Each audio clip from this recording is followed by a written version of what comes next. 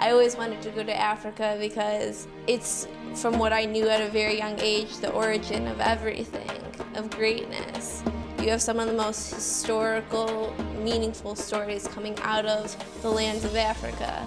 And so when I had the opportunity to go to Botswana, I didn't hesitate to apply.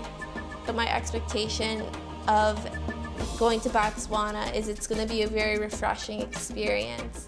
They formed a democracy in modern age. And I think there's nothing more exciting when your young people so much believe in that. In the United States, I think that a lot of the young people have lost faith in their government, lost faith in their politicians, and completely lost faith in this notion of there even being a democracy. Thinking back to what I thought of the continent of Africa prior to my experience in Africa, I realized that my studies had failed me. I knew nothing about Africa.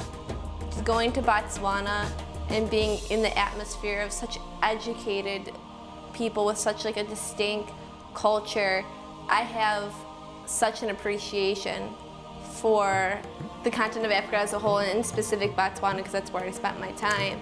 I think once you go to travel abroad, you, in a strange sense, you're able to criticize your government more and your democracy. You can't be compliant to say that, oh, the status quo is always what's going to be. Like, you have the ability to go and to change things. There's one last thing I would like to add about the experience.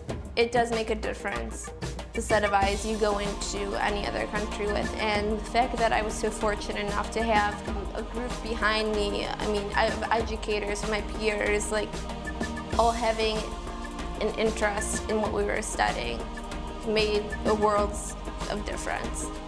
I don't think that if I did not go, I could have ever thought the same way. Africa will always be a part of me. I am so looking forward to the day that I'm going to go back. It's addictive, almost.